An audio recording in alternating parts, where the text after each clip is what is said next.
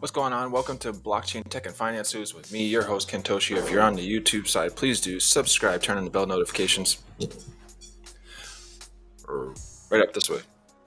Blockchain Tech and Finance News. You know the deal. I'm reading articles that I find interesting at best every single day except for the weekends. Business week. If it's important enough, I'll read the news on the weekend as well. Otherwise, yeah, please do subscribe, turn on bell notification, and let's go right into the first article.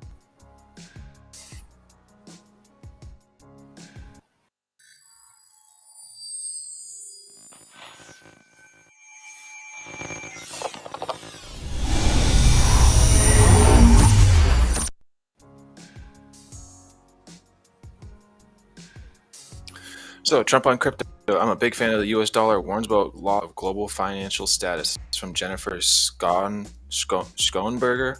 senior reporter for Yahoo Finance. Let's listen to this. And the well-known Bitcoin investor Anthony Pompliano was just on the Yahoo. Our viewers here on the Yahoo Finance platform are into cryptocurrencies, and the well-known Bitcoin investor Anthony Pompliano was just on my program talking about China's crackdown on crypto. He says that's a big gain for the United States. You have a relationship with the Chinese Peng. What things you pay up to, and is this crackdown on crypto good for the U.S.? Well, I think he wants to do his own currency, whether it's crypto or otherwise. And one of the reasons that we have to be very careful is we have currency right now, the dollar, and I'm a big fan of the dollar. I'm a big fan of our currency, and I don't want to have other currencies coming out and hurting or demeaning the dollar in any way. And China's looking to do, China's certainly not looking to back the dollar, but right now they're based on the dollar, and they would probably have to stay that way unless we do something very foolish in our country. I mean, the problem that I have with so much has happened, whether you look at the border, the horror show at the border, or the horror show of the Afghan withdrawal, is our country is losing credibility. And if you look at a monetary system based on the dollar, if you start losing credibility, all of a sudden you're going to lose that strong monetary system. And we have to be careful about that. From Trump on crypto. In the 90s, Chippendales was so popular. Don't care about that. Former President Donald Trump weighed in on the booming cryptocurrency movement, reiterating his concerns that rapidly proliferating digital coins pose a threat to the U.S. dollar's DXY status as a global reserve currency. In fact, Trump believes that China's recent move to ban crypto is a warning shot to the U.S. to protect its currency, he told Yahoo Finance in a wide-ranging interview about the economy and his potential aspirations for the next general election. He added that Chinese President Xi Jinping wants to create its own cryptocurrency to dominate global markets in a bid to overtake the US dollar as the world's leading currency. The former president warned that the US needs to be very careful going forward. I'm a big fan of our currency, and I don't want to have other currencies coming out and hurting or demeaning the dollar in any way, Trump said. He invoked the credibility of the global financial architecture in which the greenback is a fulcrum. If you look at a monetary system based on the dollar, if you start losing credibility, all of a sudden you're going to start losing that strong monetary system, he said. We have to be very careful about this. Trump, crypto hurts the U.S. dollar. His remarks come amid a widening debate about the regulatory crypto, where market capitalizations of blockchain-based units like Bitcoin, Ethereum, Cardano, Dogecoin, and Solana are soaring as new buyers pile in. Officials are warning that cryptocurrencies need to be regulated to protect investors and guard against runs on the U.S. financial system. Trump's comments echoed what many proponents have argued is the central appeal of digital currencies. They have advanced the idea of freely traded, decentralized crypto challenging fiat currencies, hobbled by debt-fueled government spending and vulnerable soaring inflation that erodes their value. The former president has voiced skepticism about the sustainability of cryptocurrencies. In a recent interview, the Fox Business Network, Trump said he thinks cryptocurrencies hurt the U.S. dollar and are a disaster waiting to happen. However, some of the U.S. government see China's actions as a net gain for America. Republican Senator Pat Toomey has called China's authoritarian crackdown on crypto a big opportunity for the U.S.'s crypto playing field. It's also a reminder of our huge structural advantage over China, the senator tweeted recently. Separately, that the acting controller of the currency, Michael Hisu, told Yahoo Finance in an exclusive interview last week that the U.S. is headed for a financial crisis if officials don't impose regulations on crypto soon. Meanwhile, Securities and Exchange Commission Chair Gary Gensler also warned last week that cryptocurrency investors are likely to get hurt if the space isn't regulated with rules that protect against fraud and manipulation. So, yeah, this is from Yahoo Finance. It's a little bit about Trump's take on, a little more about Trump's take on cryptocurrency. I like that, yeah. All right, let's spin up the next article here and keep on reading. I've got mainly all crypto-based articles, and tomorrow I have some tech articles that I find interesting.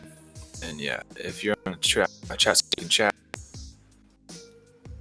place comments. All these sorts of articles will be in the recap on the YouTube and the Twitch side. So the next article we got coming up here is going to be the motives behind China's crackdown on educational technology. It's commentary David Jacobson.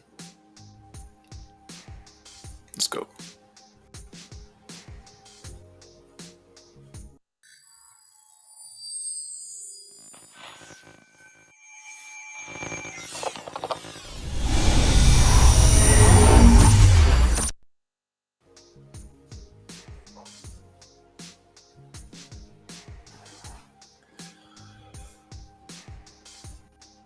So Beijing's toughened regulation on cram schools in the tech sector is part of a long-term big picture strategy for societal control. So China this year has been executing a vast society-wide crackdown. We have been seeing it in the popular culture. This is from U.S. News, by the way, with the recent suspension of K-pop accounts on Weibo, a Chinese social media platform, and the banning of the latest Marvel blockbuster due to comments made by the star that were perceived as being anti-communist. We've been seeing it in the tech sector, with the Chinese Communist Party (CCP) tightening the leash on Chinese tech companies such as Didi and Meituan, I don't know, due to their disorderly expansion. And most recently, we have seen Beijing turn the private cram school industry inside out. The nominal reason for Chinese leaders doing this is to create a more equitable society, but their true motives are more nefarious and could give pause to any Western entity, organization, or individual seeking to invest or do business there. A more just society or a better controlled one. In a number of Asian societies such as China, South Korea, and Taiwan, there is a single exam that effectively determines the course of individuals' lives. In China, it's called the Gaokao. A shorter Chinese term of the intense multi-day ordeal that makes Western standardized university entrance exam look like a pleasant walk in the park. The test is so notoriously difficult, the competition is so fierce, and the outcome is so important that parents across the entire socioeconomic spectrum spend exorbitant sums of money to send their children to cram schools, after-school tutoring academies where students continue studying late into the night. Tuition fees are so expensive that middle-class and low-income parents spend most of their income on these cram schools, and for this reason, most of them cannot afford to have more than one child due to all costs involved. The cost for schooling children is one reason that has led to a historically low birth rate for China and presents a big problem for a nation and ambitions to maintain its status as an economic powerhouse, ideally supplant the U.S. as the dominant global superpower. Partly as a result of the pandemic, there has been proliferation of online cram schools in the education technology or ed sector, with ed tech startups in China having collectively raised billions of U.S. dollars in investment. This did not change the brutal financial realities that Chinese parents face with regards to cram schools, but it provided a timely opportunity for Beijing to both address the declining birth rate and further tighten its iron-fisted grip on societal control. Many of the teachers at private cram schools, both online and offline, are Western ones, since there is a common perception that Western teachers are better than Chinese ones. But if Western teachers are allowed to teach students with minimal government interference, it's not hard to see how the CCP would see this problem. Cram schools were once were the one place where the state was not controlling every aspect of the curriculum as they've been doing with regular schools, both on the mainland and in Hong Kong, including American, Canadian, and British-run private schools. Beijing chose to remedy this by confiscating ownership of private cram schools, firing all the Western teachers employed by them, and turning them into public institutions. Doing this allows officials to accomplish numerous things at once. First, it allows them to treat citizens to have more children for the sake of ongoing economic growth, and while using the claim that they have solved the problem of expensive cram schools and that have made them equitable for everyone. Next, by seizing ownership of private cram schools, authorities now control this curricula of all education that students will be exposed to from grade school through university, thereby ensuring that all content will be party approved and supportive of the Communist Party's agenda. It can also prevent students from potentially being exposed to the kind of independent creative thinking displayed by the entrepreneurs behind the tech-centered tutoring platforms who have been pushing the limits of what they could do under Beijing's watchful eye. Showing the tech industry who's boss behind every move, the Chinese government makes a long-term big-picture strategy that the rest of the world and certainly the West is often unable to see. This brings us to yet another item on the CCP's agenda: keeping the big state-owned enterprises in the locus of the nation's economic power. I think it's meant to say focus. I'm not sure. Nation centered in manufacturing instead of tech. As the party sees it, one of the problems in the tech companies that go public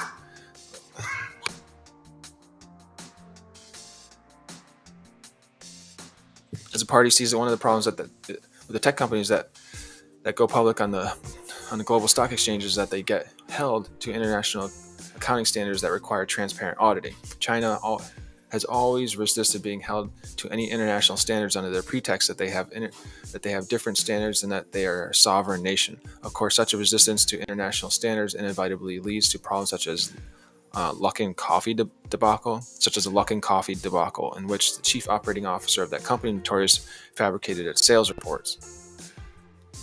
In addition to wanting to keep the base of economic power in manufacturing, forcefully taking away private cram schools from the entrepreneurs who founded them also helps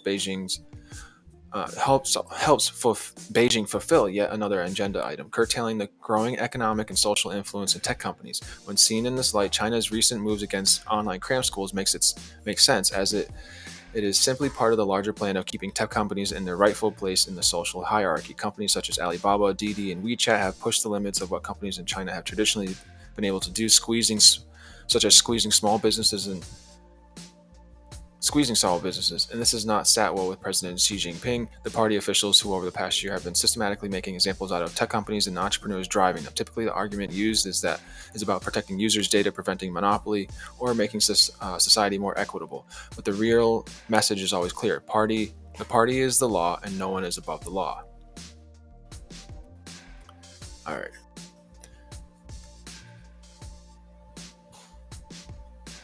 So mainly, it's just communist power is what the article is depicting here. Communist power and remaining communist power. One of the things I don't agree with is the Communist Party saying that they're going to very well pick and choose who the next dialogue is, at the least. So that's that article there. Let's spin up this next one. We'll keep on reading. If you're on the YouTube side, please subscribe. Turn on the bell notifications here to Blockchain Tech Advanced News.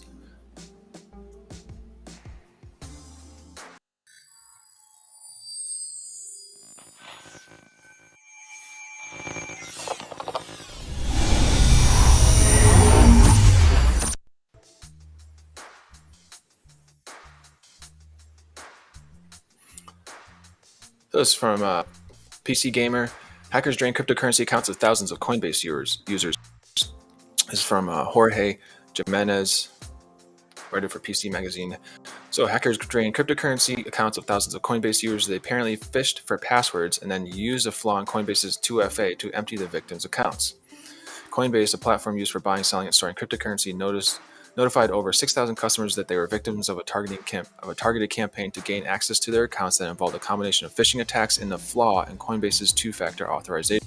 system. Between March and May of 2021, hackers managed to get into the accounts and move funds off the platform, draining some accounts dry. Thousands of customers had already begun to complain to Coinbase that funds had vanished from their accounts. According to the letter sent to users, here's how Coinbase claims that hackers got into the compromised accounts.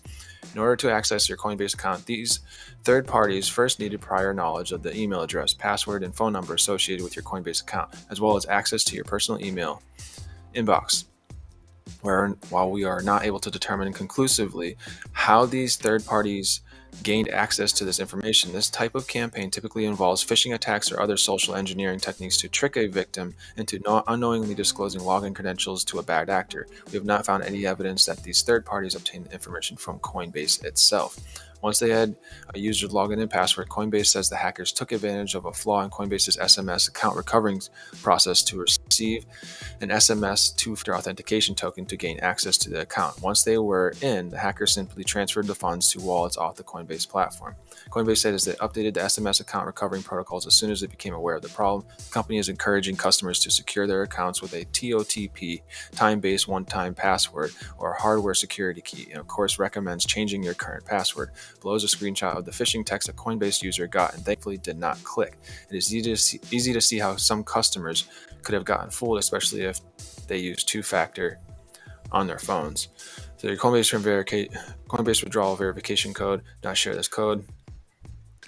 So, and some good news for the victims, Coinbase has already started to reimburse some customers and promises that all customers will receive the full value of what was lost. Victims will receive free credit monitoring along with working with law enforcement in this investigation. Coinbase is also launching an internal investigation into what happened. Coinbase did not disclose how much cryptocurrency was stolen in the attack, but I'm sure it's nowhere near the amount that was stolen a few months ago from Poly Network in a wild digital heist. Jorge is a hardware writer for the Enchanted Lands of New Jersey when he is not feeling his sorry, I just kept on reading. This is from PC Magazine about what just happened to Coinbase there.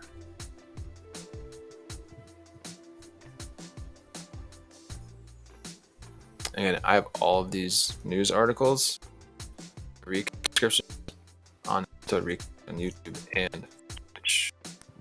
The next article we have coming up: Vitalik Buterin created Ethereum following World of Warcraft debacle in back in the day. Let's go.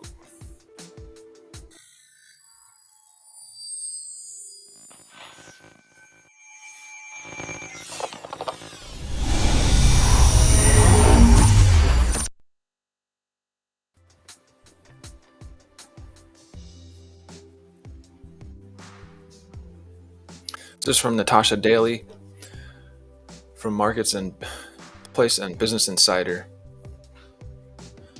So Vitalik Buterin said he created Ethereum after his beloved World of Warcraft character was hobbled by the developers, awakening him to the horror centralized services can bring.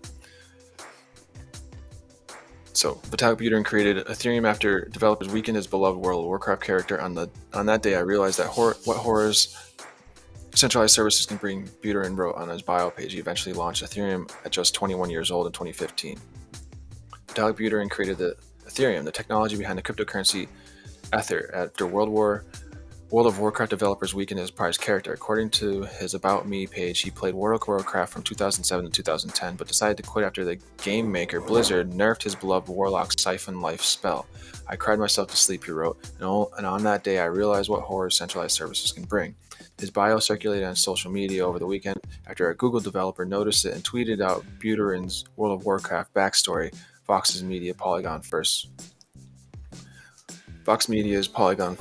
first reported in 2011, after quitting the game, Buterin became interested in Bitcoin and co-founded Bitcoin. He told Insider previously. Eventually, Buterin, who was born in Russia and grew up in Canada, dropped out of school at the University of Waterloo to focus on crypto full-time, according to his bio. I went around the world, explored many crypto projects, and finally realized that they were all too concerned about specific applications, not being sufficiently general. Hence the birth of Ethereum, which has been taking up my life ever since, he wrote it in his bio. Which also said his political affiliation was intellectual hipster, contrarian. 2017, he revealed to Wired his idea behind Ethereum, the community-run technology powering the cryptocurrency Ether ETH. I saw everything to do with government saw everything to do with either government regulation or corporal control. It was just being plain evil, and I would assume that people in the institutions were kind of like Mr. Burns, sitting behind their desk saying, "Excellent, how can I screw 1,000 people over this time?" Buterin was 21 when Ethereum launched in 2015 with the help of 7 other founders, whom he likened to JRR Tolkien's Fellowship of the Ring. In the book, the so-called fellowship eventually split, with a couple of co-founders developing their own cryptocurrencies, including Cardano and Polkadot.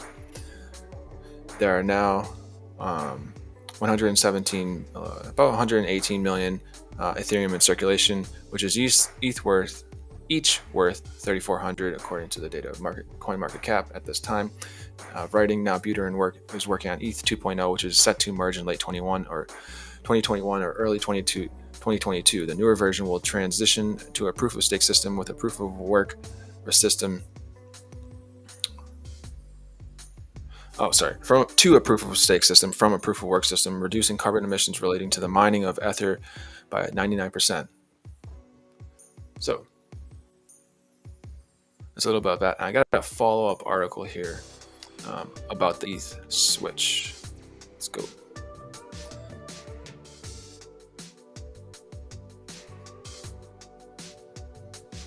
So yeah, if you're on YouTube, please do subscribe, bell notification. To Tech Finance. The next we have up is Ethereum Layer 2 promising 100x gas cuts live by. This is from the Crypto Briefing. So let's go right into this article.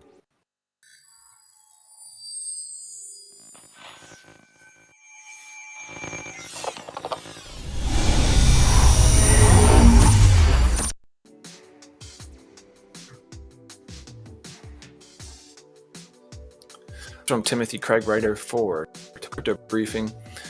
Ethereum Layer 2 promising 100x gas cuts live by November. Starknet Alpha is set to launch in Ethereum mainnet by November. I don't exactly know what that is. Starknet is to go live in November. Starknet is a Layer 2 solution built to scale Ethereum. Oh, okay, so I didn't know it was called Starknet, sorry. As a ZK rollup solution, Starknet will improve on pain points in the existing optimistic rollup Layer 2s.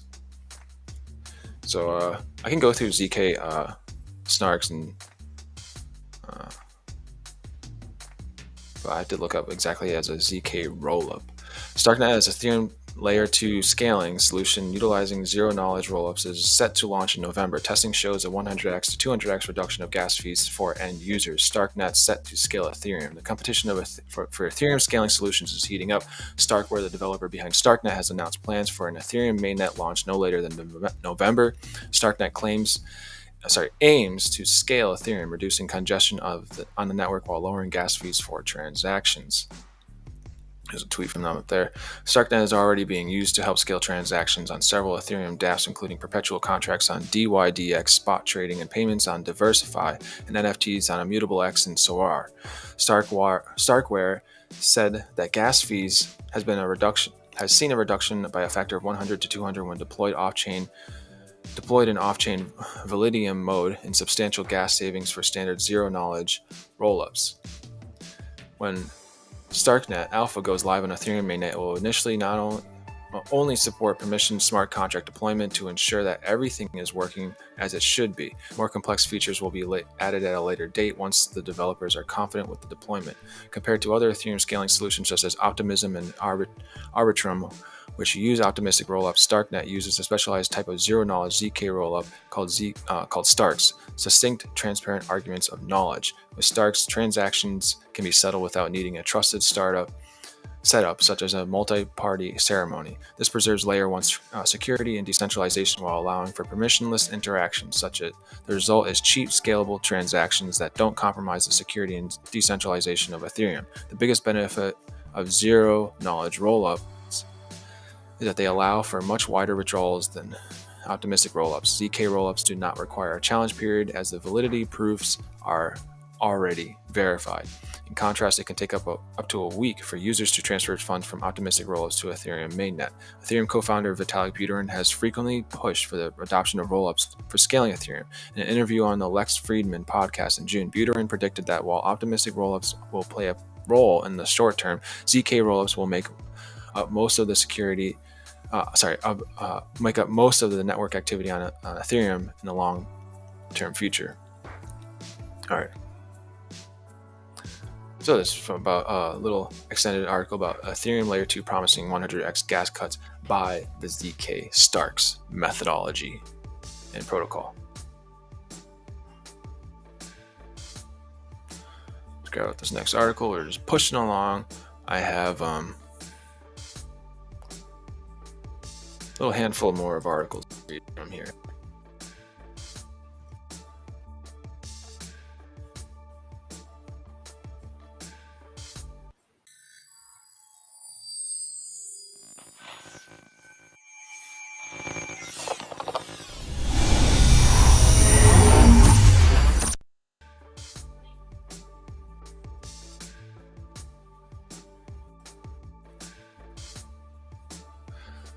So this is from the Hindustan Times from Dutchwell, where China, US, and EU forge alliance on technology. The chip crisis turned dire. Do I have this article? Make sure I have this article. Yeah, here we go. Cool. The chip crisis turned dire when the coronavirus hit, as the demand for electronics was skyrocketing in the spring of 2020. Manufacturers warned that they were running short on semiconductors, key components needed to make devices from smartphones to cars. They had good reason. In the following months, the shortage forced factories to shut down assembly lines, tech companies postponed product launches, computers were delivered months too late. Worried about the fallout, politicians from Washington, D.C. to Berlin called up chip manufacturing countries and asked them to help prioritize orders from their countries. But there was only so much they could do. The chips, which are made by just a handful of firms, are notoriously hard to produce, and they were just not enough for everyone. As the US-EU partnership, a year and a half later, the shortage persists, curtailing, for example, the production of new cars. As for that is why manufacturing more chips in Europe and the US will be high up on the agenda when top US and EU officials gather on Wednesday in Pittsburgh for the first meeting of the EU-US Trade and Technology Council. I think that's pretty cool. EU-US Trade and Technology Council, TTC. We commit to building a US-EU partnership to design and produce the most powerful and resource-efficient semiconductors, the White House said in a statement. Other discussions at the TTC will be about coming up with principles for artificial intelligence technology, about how to boost cybersecurity in an increasingly unstable digital world, and how to push joint technology standards on the international stage. The meeting will be co-chaired by the EU's Digital Chief Commission Executive Vice President Margaret Vestager and Trade Commissioner Valdis, as well as U.S. Secretary of State Antony Blinken, Commerce Secretary Gina Raimondo, and Trade Representative Catherine Tai. Far from seeing eye to eye, the chip crisis was an eye-opening movement for policymakers on both sides of the Atlantic, illustrating how important access to technology has become for maintaining geopolitical dominance. According to conversations with conversations with U.S. and EU officials involved in preparing the TTC meeting, who spoke on the condition of anonymity because the talks are confidential. So that's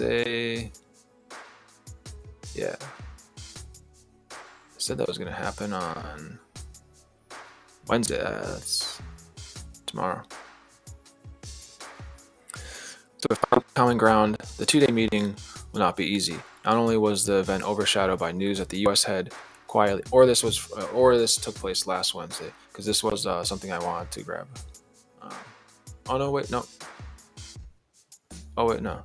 Yeah, this is a Wednesday. I said this is a meeting because this article is from October. Hold on. Sorry, that's the main news. I want to see when this article is from. So yeah, this is from the. So this meeting already happened, and I will look for what the outcome of that meeting was, if anything. The meeting will be co-chaired by the EU's. So I read this. Yeah. Preparing the TTC meeting, who spoke on the condition of anonymity because the talks are confidential. So this is going to be remaining confidential. Yeah. Common ground during the two-day meeting will not be easy. Not only was the event overshadowed by news that the US had quietly negotiated a security agreement with Australia and the UK, wrecking a multi-billion euro French submarine deal. The US and the EU have been loggerheads over how to regulate new technology for years, while Brussels is pushing for tough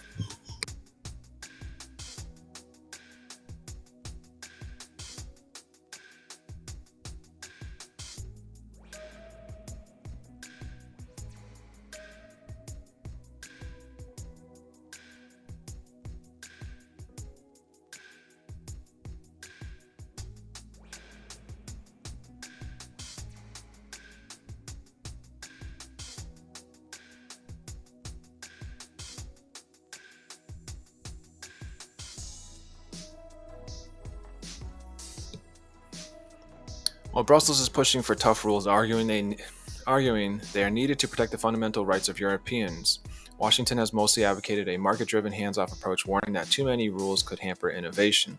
Finding a middle ground would help both sides, said Marech Marriott, I don't know, the policy director of Stanford University's Cyber Police Center. If the U.S. and the EU work together better, that would actually be a pretty strong combination. It would bring the geopolitical strength from the US to the EU and would bring the rights and freedom strength from the EU to the US, said it's this person who served as a member of the European Parliament between 2009 and 2019. It's not that I don't want to pronounce the names or be rude or anything, but I just don't want to butcher the name and possibly be even ruder by trying to pronounce it when I don't know how it's pronounced correctly. But it does not require political agreement, and so far there has not been a great meeting of the minds. A new Cold War. The elephant in the negotiation room is how to deal with China. In recent years, China's tech companies have grown into some of the biggest in the world. It has raised concerns in the US that Beijing could soon dominate certain sensitive technologies that use that as a strategic advantage, and has prompted some observers to speak of a new Cold War. The Biden administration, encouraged by widespread support for a tough stance on Beijing back home, has painted the new TTC as a platform where the US and EU can combine their economic and political might to counter China's ambitions. The EU officials, meanwhile, have been eager to stress that the new alliance should primarily be about working together rather than targeting one particular country. The bloc has so far taken a less confrontational course on Beijing, at least because some of the 27 member countries have close economic ties with China and remain divided over how to deal with the country. But Beijing's increasingly authoritarian leadership style has officials in Washington and Brussels alarmed, said Stormy Annika Mildner, the executive director of think tank Aspen Institute in Germany. Aspen Institute, Germany. Yeah. Both sides feel a greater threat from China and a greater need to work together, Mildner said, adding that this could set the TTC apart from previous transatlantic efforts kicked off by under George W. Bush or Barack Obama, which all started with similar grand ambitions for transatlantic cooperation, but eventually led nowhere. The world around us is completely different from back then, Mildner said, and China is one key reason for that. When it comes to tackling the global chip crisis, there's only so much governments can do. Yes, public money, if spent properly, can help building new production capacities, he said. This is based off of, as the US and EU think about how to better collaborate in the research and development of new technology, said Peter Kleinhaus, a semiconductor expert at a certain think tank, another think tank out here. But he also added that more is needed to tackle the current shortage, such as making global supply chains more transparent or giving a halt to rising material prices that have exacerbated the crisis. That's something only companies can do, he said, and that's why no one truly knows when we'll be out of the crisis. So this is because TCC officials will speak about how they deal with the foreign investment in the semiconductors industry, and also discuss how to coordinate their own plans for how the EU and US can be less dependent on global supply chains. So again, this is from the Hindustan Times. I found that article interesting, with the US, EU making a TTC. What's called a TTC. All right, if you're on the YouTube side, please do subscribe, turn on the bell notifications here to blockchain, tech, and finance news. I'm going to spin up this next article here and keep on plugging away. I try and keep these readings between 30 to 45 minutes at most in length. All right, so next article we have up is Bank of America debuts crypto research amid growing institutional palette. Let's go.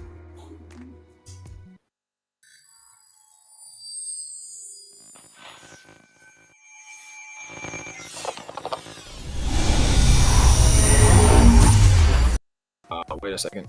Nope. Actually, hold that. I realized that article wants me to buy the article, so we're gonna cut that one out of there. Go into this one. Okay. Sorry about that. Spin up this actual article.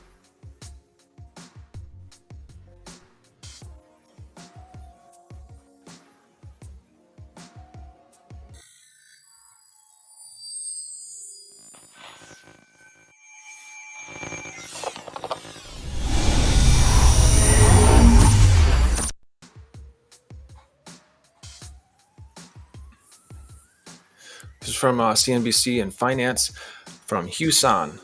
Hugh-san. Hugh-san.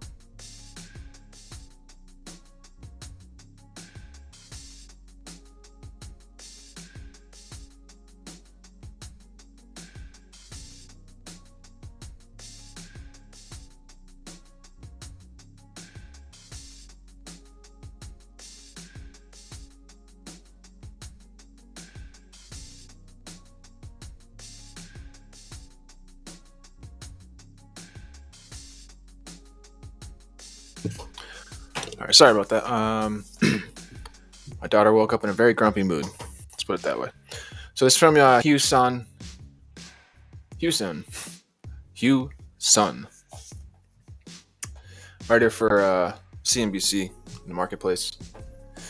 U.S. bank launches Bitcoin custody service as institutions race to cater to crypto demand. The U.S. bank, so these are the key points. The U.S. bank, the fifth biggest retail bank in the nation, announced Tuesday that its cryptocurrency custody service is available to fund managers. CNBC was first to report. The offering will help investment managers store private keys for Bitcoin, Cash, and Litecoin with the help of subs custodian NYDIG, according to Gunjan Kedia, vice chair of the bank's wealth management and investment services division.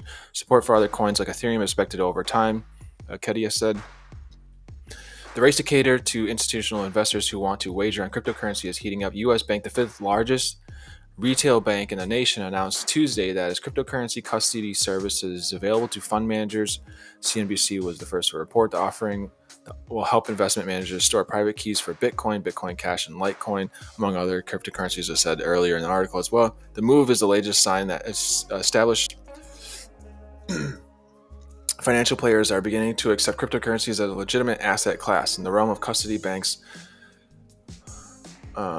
which verify and safeguard trillions of dollars of traditional assets for money managers. Major players including Bank of New York Mellon, State Street, and Northern Trust have all announced plans to custody digital assets. Our clients are getting very serious about the potential of cryptocurrency as diversified asset classes, Kedia said in an interview. I don't believe there is a single asset manager that isn't thinking about it right now.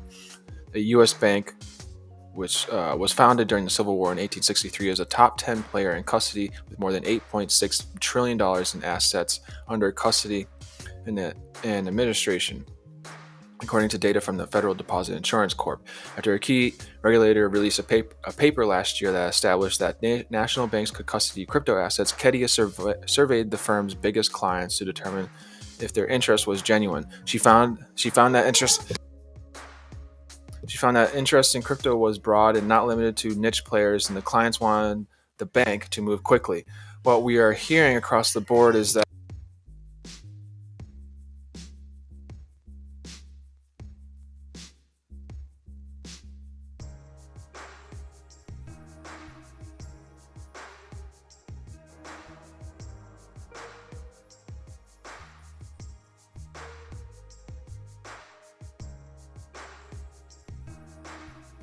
Samadi, can you go?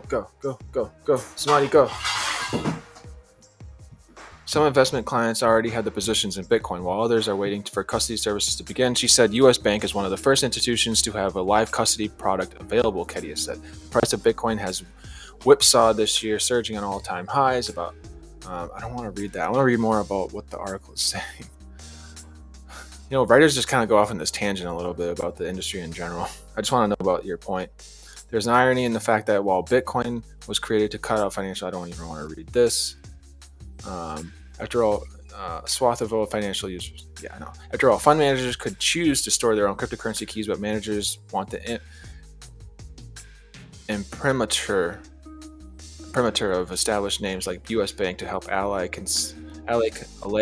concerns from their own clients. Yeah, I mean, that makes sense. In order to onboard a manager into the crypto product, the U.S. Bank has to trace the origin of the client's funds in the industry's standard anti-money laundering, the know your client checks, he said, KYC, blah, blah, blah, all standard protocol. The product is only for institutional managers with private funds in the U.S. or Cayman Islands, according to the bank. But if and when the U.S. Securities and Exchange Commission approves a Bitcoin ETF, demand is expected to rise.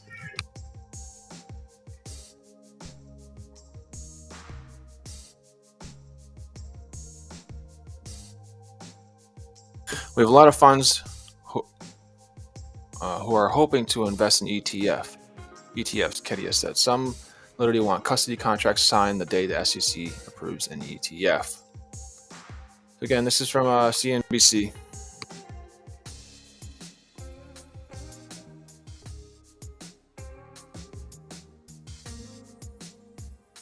I'm going to spin up the next article here and keep on going with the news. I got 2 more articles to read from here. I'm going to be closing out this stream for the day. I'm getting a little bit distracting here. So let's go right on into this.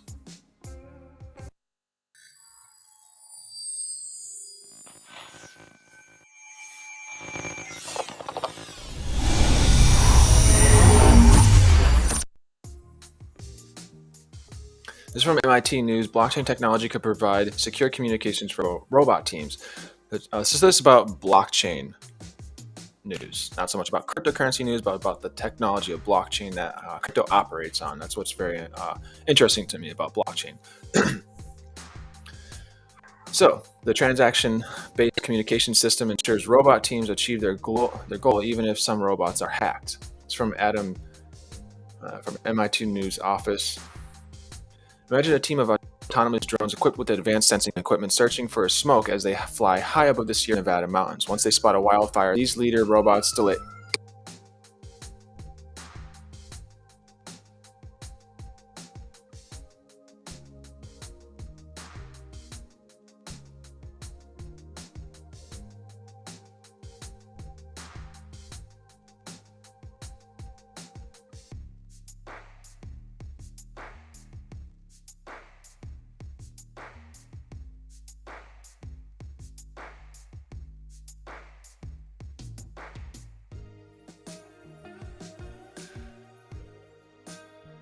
Wow, I had my mic off. I'm sorry about that. I had my mic off this whole entire time, so I'm freaking distracted.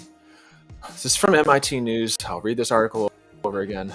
On campus and around the world, blockchain technology could provide secure communication for robots.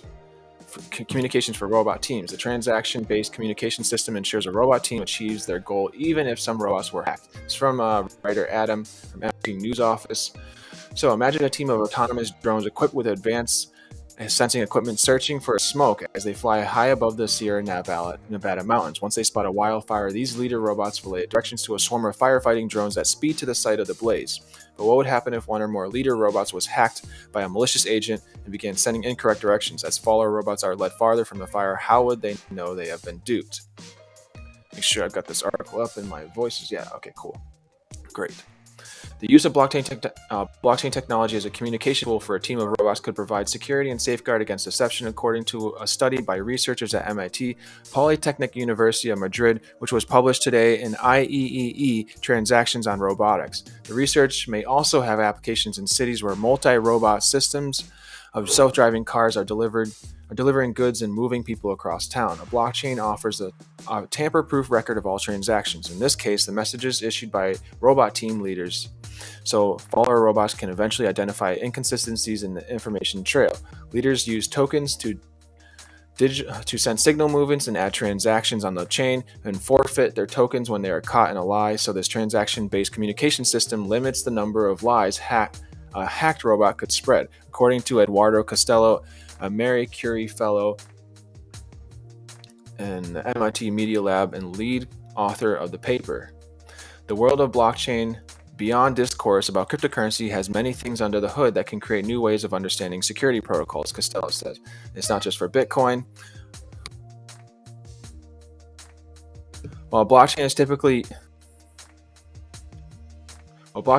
used as a secure ledger of cryptocurrencies, in its essence, it is a list of data structures known as blocks that are connected in a chain. Each block contains information. It is meant to store the hash of the information in the block and the hash of the previous block in the chain. Hashing is the process of converting a string to text in a series of unique numbers and letters. In this simulation-based study, the information stored in each block is a set of directions from a leader robot to followers. If a malicious robot attempts to alter the content of a block, it will change the block hash, so the altered block will no longer be connected to the chain. The altered directions could be easily ignored by follower robots. The blockchain also provides a permanent record of all transactions. Since all followers can eventually see all the directions issued by leader robots, they can see if they have been misled. For instance, if 5 leaders send messages telling followers to move north and 1 leader sends a message telling followers to move west, the followers could ignore that inconsistent direction. Even if a follower did move west by mistake, the misled robot would eventually realize the error when it compares its moves to the transaction stored in the blockchain. So it's an overall consensus of what's going on. Transaction-based communication. In the system, the researchers designed each leader receives a fixed number of tokens that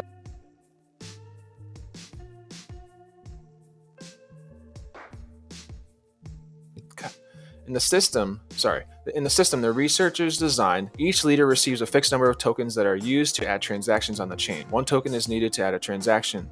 If followers determine the information in a block is false by checking what the majority of leader robots signaled in that particular step, the leader loses the token. Once a robot is out of tokens, it can no longer send messages.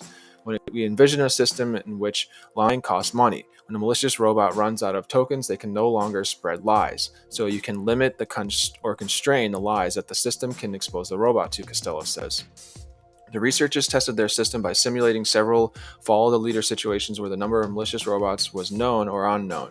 Using blockchain, leaders sent directions to follower robots that moved across a Cartesian plane, while malicious leaders broadcast incorrect directions or attempted to block the path of follower robots. The researchers found that even when follower robots were initially misled by malicious leaders, the transaction-based system enabled all followers to eventually reach their destination. Because each leader was an equal finite number of tokens, the researchers developed algorithms to determine the maximum number of lies a malicious robot can tell. Since we know how lies can impact the system, the maximum harm that a malicious robot can cause in the system can calculate the maximum bound of how misled the swarm could be. So we could say if you have robots with a certain amount of battery life, it doesn't really matter who hacks the system, the robots will have enough battery life to reach their goal, Costello says. In addition to allowing a system designer to estimate the battery life of robots needed to complete their task, the algorithms also enable the users to determine the amount of memory required to store the blockchain, the number of robots that will be needed, and the length of the path they can travel, even if a certain percentage of leader robots are hacked and become malicious. You can design your system with these trade-offs in mind and make more informed decisions about what you want to do with the system you are going to deploy, he says. In the future, Costello hopes to build off his work to create new security systems for robots using transaction-based interactions. He sees it as a way to build trust between humans and groups of robots. When you turn these robot systems into public robot infrastructure, you expose them to malicious actors and failures. These techniques are useful to be able to validate, audit, and understand that the system is not going to go rogue. Even if certain members of the system are hacked, it is not going to make the infrastructure collapse, he says. The paper was co-authored by Ernesto Jimenez and Jose Luis Lopez Presa of the Universidad Politécnica de Madrid. This research was founded by the European Union's Horizon 2020 Research and Innovation Program, the regional government of Madrid, and the MIT International Space and Science Technology Initiatives Global Seed Fund. So I found this article very interesting, and I think we'll be seeing definitely more coming from that as well. So if you're on the YouTube side, please do subscribe, turn on bell notifications here to blockchain, tech, and finance news. And I'll spin up this next article here. We're at 51 minutes. I wanted to keep this around like 35 to 45 minutes at most when I have a little more articles to read. So I will spin up this last article and we're going to close out the stream here. This is from This is from Forbes. How did I miss that? I was like reading something and I was like, get this advertisement off this thing. Just trying to spin up this next article. All right, sorry. I was reading a word that says poised and Forbes at the same time, so it looks like Forbes. All right, let's get this next article going.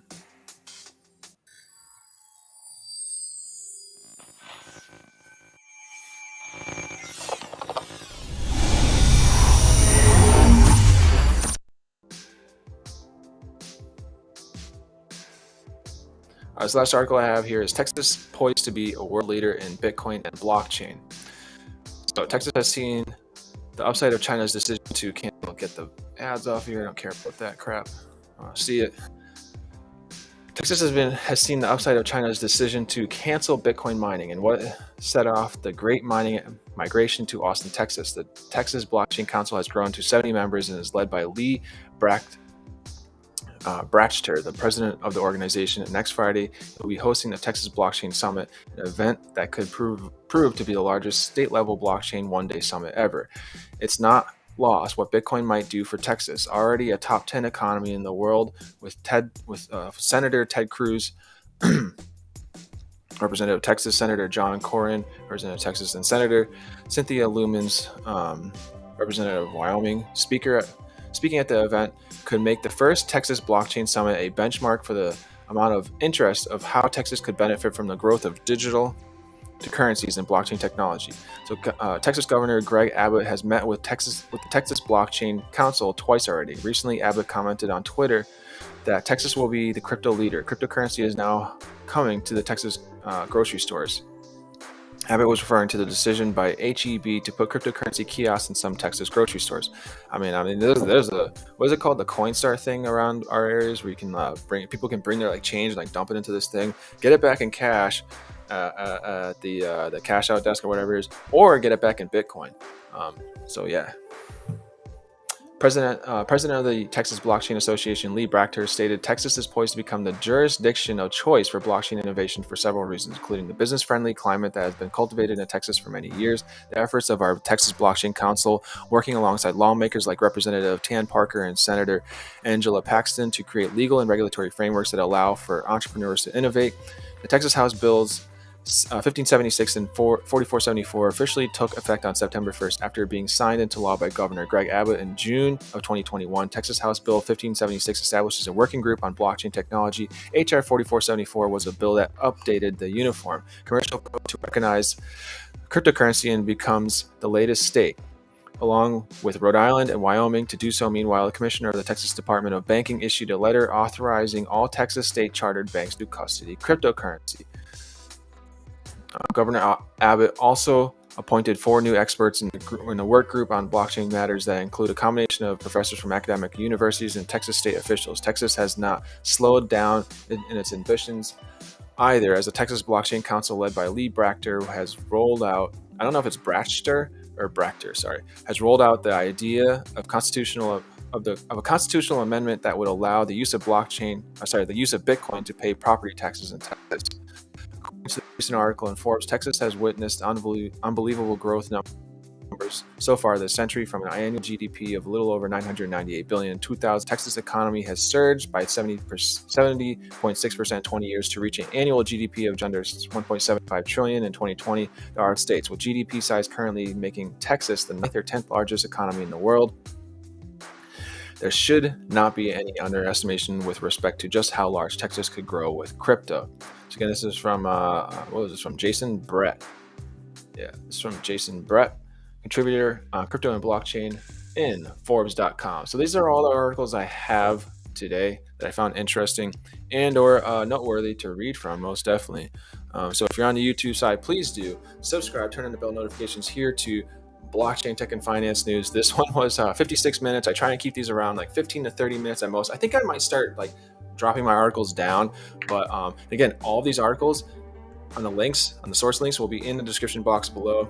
On these video recaps episodes on the Twitch and the YouTube side, they expire on the Twitch side and they are permanent on the YouTube side. I don't know how it is on other platforms like Facebook, DLive TV, Trovo, or I know they'll be on Twitter as well. So here we go. Have a great and kind, safe day. I'll see you all back tomorrow. I try and do these at best every day here on Blockchain, Tech, and Finance News. I'll be back a little later also with Coding Kin episodes. Cheers. Ciao. Stay well. Stay safe.